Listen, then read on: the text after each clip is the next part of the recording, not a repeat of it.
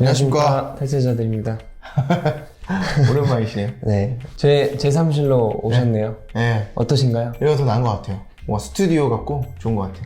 요새 부동산 규제 한다고 나라에서 엄청 옥죄고 있는데 네. 또 옥죄는 정책을 내놓고 있고 세무사로서 좀 많이 힘드실 것 같습니다. 맨날 공부해야 돼요. 맨날. 진짜. 나올 때마다 공부해야 돼요. 지금 뭐 22번째까지 나왔는데 그러니까 2017년 8월 2일 그때 부동산 정책부터가 좀 본격적인 부동산 정책이었고 그 이후로 계속 바뀌어요. 그러니까 이제 뭐 일반 납세자들도 혼동이 오고 저희 세무사들도 양포세라 그래가지고 양도소득세를 포기한 세무사들이 많아요.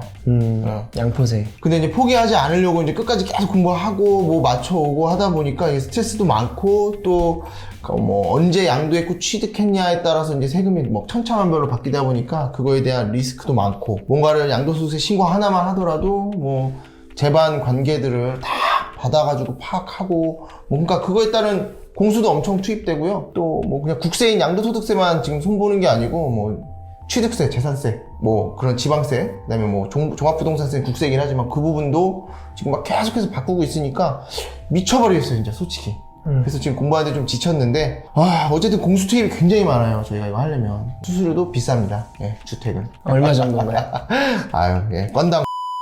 그리고 또 화가 나는 경우가 많아요. 그러니까 뭐 세무사니까 세무 전문가니까 뭐 전화해서 제가 이 주택을 얼마에 양도했는데 얼마 나와요 세금? 뭐 아시는 지인분들도 그렇게 하면 그냥 저희는 딱딱 나오시는 줄 아나 봐요. 그래서 그런 거 이제 확인하시려면 제가 이제 그 사실관계를 다 파악해야 되니까 뭐 세대 뭐 언제부터 거기 살았는지 언제 취득했는지 그리고 세대 합산해서 주택수가 몇 개인지 엄청 많아요. 파악할 게. 그리고 저한테 거짓말을 해 또 막 세금 쫓겨내려고. 근데 나중에 걸리면 가산세 막 엄청 나거든요. 그러니까 그런 거를 다 주고 직접 눈으로 확인하기 전까지는 세금을 확답을 절대 드릴 수가 없거든요. 그래서 뭐 이런 거 다 주셔야 되고 수수료도 얼마 나옵니다 하면 화내고 가시는 분들도 있고 또 지인분들 중에는 또 섭섭해 하시는 분들도 있고 그래서 사실은 정말 하기 싫어요 주택은. 근데 뭐 안 할 수는 없잖아요. 사실은 뭐 도와드려야 되는 분들도 많이 계시니까. 그래서 제가 그 양도소득세에 관련돼서 중과되는 그 주택에 대해서 기본적으로 아셔야 되는 부분들 제가 이 방송을 좀 달아드리고 싶었고 이 부분만 알고 상담을 받으셔도 보이는 게 훨씬 많으실 거예요. 그래서 요약하면 네. 양도일 현재 1세대가 중과 대상 주택수가 2채 이상인 경우에 그 두 채 중에 양도하는 주택이 조정지역 내에 있는 주택이라면 장기보유 특별공제를 배제하고 세율을 중과한다. 그러니까 흔하게 예를 들면 대표님이 만약에 수도권에 조정지역으로 이제 그 발표된 지역 안에 주택이 2개예요. 뭐 네. 근데 양도하는 주택이 조정지역 내에 있어. 만약에 주택이 2개인데 근데 조정지역 내에 있는 주택을 양도를 만약에 하잖아요. 그러면 기본적으로 주택을 양도했을 때 뭐 15년 이상 보유하면 30%를 뭐 차익에서 공제를 해주고 그냥 우리가 흔히 아는 6%부터 42%까지의 그 기본세율을 적용해서 산출세액을 그 계산하는 게 아니고 장기보유 특별공제를 아예 배제라고 2주택자부터 장기보유 특별공제 배제하고 기본세율의 10%, 20%를 중과하는 거예요. 뭐 내년 6월 1일자부터 양도는 또 20%, 30% 중과하긴 하는데 그건 지역적이니까 빼고. 그래서 흔하게 생각하죠. 내가 2주택자인데 하나 주택을 양도해. 그럼 거의 뭐 차익이 뭐 5억 이상이었다. 그럼 뭐 한 2억, 3억은 그냥 세금으로 나가는 거예요. 그렇게 생각하시면 돼요. 그래서 잘 판단하셔야 돼요. 그 계약하기 전에 내 주택이 중과되고 세금이 얼마 나오는지 판단하셔야지 괜히 계약서 쓰고선 그거 다시 물을 수 없거든요. 빠그러지는 거니까 그거 잘 판단하셔야 됩니다. 네.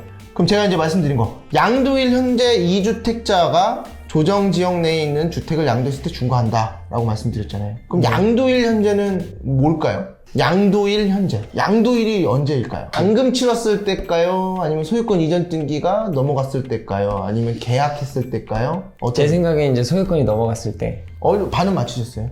그 잔금 치른 날이 원래 기본적인 원칙인데 그거보다 소유권 이전 등기가 빠르면 빠른 날을 양도 일자로 봐요. 그래서 다른 날을 기준해서. 네. 그 날짜에 내가 양도하는 주택이 조정지역이냐 아니냐. 그러니까 조정지역이 아닐 때 내가 취득한 주택은 아무 의미 없어요. 양도 당시 기준으로 내가 보유하고 있는 주택이 조정지역이면 중과 대상이 될 수 있는 거예요. 근데 내가 2주택이어야 되잖아요. 1세대가 보유한 주택이 2주택이어야 되는 거예요. 네. 그러면 양도 당시에 조정지역이야. 근데 세대를 합산해서 보니까 내가 2주택인지 아닌지를 판단하려면 세대가 뭔지를 또 정확하게 아셔야 될 거 아니에요? 1세대가 뭘까요? 1세대 한 가족 가정? 그렇게 생각하기 쉽죠. 네. 보통 가족은 등본이 같이 돼 있으니까. 근데 이제 배우자 같은 경우는 주민등록등본이 별도 주소지로 이게 분리가 돼 있어도 동일 세대로 보고 그냥 쉽게 생각하시면 돼요. 배우자는 그냥 동일 세대고 무조건. 근데 뭐 형제 자매라든지 뭐 직계 비속, 직계 존속은 뭐 동일 세대 이제 등본으로 이제 같이 엮여져 있으면 동일 세대라고 보면 되는 거고, 뭐 자녀가 장성했고 부모가 경제 활동을 하고 있고, 만약에 그 40대의 아들하고 70대의 그 부모가 같이 사는데 각각 주택을 갖고 있어. 등본은 하나로 돼 있고. 그러면은 이분들은 동일세대인 거예요. 동일세대. 그 경제적으로 뭐 분리가 돼 있다 뭐 그래도 일단은 국세청에서는 출입문이 한 개고 그럼 동일세대로 보고요. 숙식을 같이 한다 그럼 동일세대로 봐요. 그래서 세대 분가를 좀 하고 양도하는 해서 뭐 1세대 이렇게 구분돼서 각각 주택으로 인정받아서 중과 안 되는 것도 한번 많이들 그렇게 하시고, 이거는 탈세는 아니에요. 법에 나와 있는 거예요. 양도 당시에 세대 분가를 했으면 1세대 1주택으로 빠져나갈 수도 있어요. 그러면 세대별로 주택을 합산할 때 그 주택 수가 몇 개인지 또 판단해야 될 거 아니에요. 네. 다 무조건 중과 대상 주택 수가 아니에요. 중과 대상 주택 수 산정하는 방식이 있어요. 그 일단 주택에 대한 개념에 대해서 아셔야 될 거 아니에요. 주택이 네. 뭘까요? 주택을 주택으로 알아서 사람이 의식주를 행하는. 맞아. 진짜. 예. 그냥 뭐 급배수 시설이 있고, 식사를 할 수 있는 뭐 조리도구 뭐 이런 것들이 있고, 가스라든지 전기 이런 게 있고, 뭐 식사 뭐 이렇게 할 수 있는 거, 그 다음에 뭐 수면을 할 수 있고, 뭐 그런 실제 주거용으로 쓰면 주택이에요. 그럼 주택수를 따질 때, 그럼 애매한 거 있잖아요. 주거용 오피스텔은 주택일까요? 아닐까요? 주거용이니까 주택일 것 같아요. 맞아요. 네. 그럼 주거용 오피스텔의 분양권은? 분양권. 저한테 이제 그걸 분양할 수 있는 권리. 그렇죠. 내가 들어갈 수 있는 권리. 미리 내가 공사를 하고 있다든지, 지금 건물을 짓고 있다든지. 그거는 아닐 것 같아요. 맞아요. 네. 그거 다 완공되면 등기할 때 주택용으로 쓸 건지 상가용으로 쓸 건지 뭐 이런 거를 결정하거든요. 그래서 그 분양권 당시에는 결정이 안 됐기 때문에 주택수로 보진 않아요. 근데 그거인 반면에 그냥 아파트의 그 조합원 분양권은 그러면 주택일까요? 아닐까요? 조합원 분양권. 네. 조합원 분양권은 사실 제가 잘 몰라서. 네. 조합원 분양권은 내가 기본적으로 지금 주택을 살고 있는데 재건축 재개발에 들어가서 이걸 부셔요. 그럼 나중에 살 수 있는 권리를 주는 걸 조합원 입주권. 딱지라고 하거든요, 일명. 그거는 저기 주택일 것 같은데요. 맞추셨어요. 네. 그럼 일반 분양권은 거기 살고 있던 사람이 아니고 우리가 청약 넣어서 받은 분양권은? 청약 넣어서. 청약 넣어서 받은 분양권. 그거는 아닐 것 같아요. 아닐 것 같은데, 네. 2021년도, 그러니까 내년 1월 1일 이후에 취득하는 분양권부터는 주택수로 산정을 하고, 대신에 분양권 자체를 양도하는 건 주택의 양도로 보진 않아요. 그러니까 완전 달라요. 상가주택은 주택일까요? 아닐까요? 상가는 상가주택은 주택으로 봐요. 상가주택. 상가랑 주택이랑 같이 되어 있는. 네. 그것도 주택으로 보고, 다가구 주택. 우리 흔히 원룸 같은 거 있잖아요. 그러면 각 호수별로 다 주택수일까요? 뭐 40호 원룸이다. 그럼 40개 주택을 갖고 있는 걸까요? 아닐까요? 그건 아닌 것 같아요. 그거는 구분 등기가 돼 있으면 각각의 주택으로 보고, 그냥 통으로 등기돼 있으면 다가구 주택으로 보는데, 여기서도 조심하셔야 될 게, 다가구 주택은 주택으로 쓰는 층이 3층 이내여야 하고, 또 다가구 주택이 이제 명확하게 명시해 놓은 면적이 있어요. 그 면적 이내여야지 다가구 주택이고. 그래서 막 필로티 구조의 주택으로 쓰는 거는 2, 3, 4층이야. 근데 막상 가보면 그 주차장이 있는 데다가 뭐 이렇게 메꿔가지고 만들어서 거기에 임대 주고 있어. 그럼 걔는 1, 2, 3, 4층을 쓰고 있는 거기 때문에 다가구 주택이 아니거든요. 다 세대 주택이에요. 그러면 각각 층마다 별개 주택으로 봐서 중과돼요. 그럼 세금이 막 몇 억씩 왔다 갔다 하는 거예요. 그래서 그런 문제들, 옥탑방도 그렇게 쓸 수도 있고. 그래서 실제 양도의 현재가 중요하다고 그랬잖아요. 그래서 그거를 양도하시기 전에 그 필로티에 있는 그 주택을 철거하든지, 만약에 옥탑이 있었으면 철거하든지 하고 파시면 돼요. 그래서 중요합니다. 이 주택의 개념도 아셔야 되고요. 근데 만약 주택이라고 해서 다 주택수로 본다고는 제가 이제 서두에 말씀드렸지만 아니라고 했잖아요. 네. 가입 기준이 있고 그 지역 기준이 있어요. 근데 막 복잡하게 돼 있는데 간단해요. 딱 이렇게 생각하시면 돼요. 내가 갖고 있는 주택이 주소지가 뭐뭐시 뭐뭐동이다. 그럼 무조건 합산 주택. 근데 읍면단이다 라고 하면은 기준시가 3억 초과분만 주택수로 본다. 그러니까 시골 지역권은 기준시가가 비싼 것만 쳐줄 거고, 이런 수도권 무슨 시 무모 동에 있는 뭐 주택이다 그러면 무조건 합산한다 이렇게 생각하시면 돼요. 그러니까 요 개념만 일단 알고 계셔도 굉장히 중요한 거지. 그래서 내가 갖고 있는 우리 세대를 일단 판정을 하고, 내가 갖고 있는 주택이 조정지역 내의 주택이고, 그거를 파는데 중과 대상 주택 수를 세알려 봤더니 2주택이야. 그래서 조정지역 내 주택을 팔어. 아, 난 중과가 되는구나. 그럼 중과가 뭘까? 중하게 과한다. 앞에 설명 드렸잖아요. 딱 2개예요. 네. 주택을 보유기간별로 그 차익에서 공제해주는 장기보유 특별공제라는 게 있어요. 15년 보유하면 내가 만약에 5억에 샀는데 10억에 팔았다 그럼 차익이 5억이죠. 네. 5억에 15년을 보유하면 30%를 빼주거든요. 네. 그럼 1억 5천을 빼주고 나머지 3억 5천만 과세를 하는 거예요. 그거를 해주지 않는 거. 이게 첫 번째 중과. 두 번째는 세율 중과. 2주택자는 우리가 이제 소득세율이 정해져 있어요. 양도소득세도 소득세이기 때문에 그 6%부터 42%까지예요. 지금 현재 기준으로는. 거기에 2주택자는 플러스 10%포인트를 가산하고 3주택자는 플러스 20%포인트를 가산을 해요. 요거는 내년도 6월 1일 이후부터는 2주택자는 20%를 가산하고 3주택자는 30%를 가산해요. 그러니까 세율 중과, 장기보유 특별공제와 세율 중과가 중과다 라고 생각하시면 돼요. 물론 이거 외적으로도 검토할 사항 많아요. 뭐 내가 임대주택을 등록했다 그러면 중과 배제주택, 이걸 중과 배제주택이라고 하거든요. 그리고 내가 임대주택이 여러 개 있는데 내가 사는 주택이 있어. 그럼 요 거주주택을 양도할 때는 주택수에는 다 들어가지만 그 거주주택 과세 특례도 있고 또 일시적 1세대 2주택자에 대한 그 비과세 특례도 있고 그다음에 분양권 양도에 대한 거 등등 내년부터 또 바뀌는 세법도 많은데 기본적으로 양도소득세 중과는 이렇게 이루어진다. 이 법들이 집값을 어쨌든 잡으려고 나온 법들이잖아요. 그렇죠. 근데 어떻게 생각하시나요? 저는 그냥 제 사견이에요. 저는 그 입법을 하는 사람들도 아니고 현안자도 아니기 때문에 모르겠으나 그냥 제가 생각할 때는 우리 중학교 때 배우잖아요. 경제 기본적인 수요 공급 곡선. 근데 이 수요는 무주택자들은 폭발적으로 증가하지 않는 이상 수요는 고정돼 있다고 봐야 돼요. 우리나라 인구가 크게 증가하거나 무주택자가 크게 증가하지 않는 이상 수요는 고정된 상태에서 그 가격이 떨어지려면 공급이 늘어나야 된다는 거예요. 근데 공급이 나오려면 시장에 매물이 나와야 되는데 이 양도소득세를 막 그냥 과하게 중과하다 보니까 부자 증세에만 초점이 맞춰져서 그런다고 집값이 떨어지진 않거든요. 그랬더니 막 양도소득세 과하게 중과하니까 당연히 누가 어떤 물건을 팔겠어요. 세금으로 뜯겨가는 게 너무너무 많은데 그러다 보니까 오히려 집값이 오르는 거죠. 그러니까 이제 그래? 빨리 그럼 시장에 내놓게끔 유도를 해야지. 그래서 또 두 번째 정책을 내놨죠. 보유만 해도 세금이 나오는 거. 그러니까 보유를 못하고 양도할 수 있게끔 유도하려고. 근데 이 가격이 너무 많이 오르다 보니까 이 보유세를 부담함에도 그냥 보유하는 거야. 안 내놔. 그러니까 그냥 그 오른 상태에서 계속 유지가 되는 거예요. 집값이. 제가 생각할 때는. 근데 거기다 엎친 데 덮친 격으로 코로나 섞이고 코로나 이제 이런 국난의 이 시기에 코로나가 발발되면서 정책 자금이 엄청나게 많이 이제 나라에서 지원이 나왔잖아요. 정책 자금으로.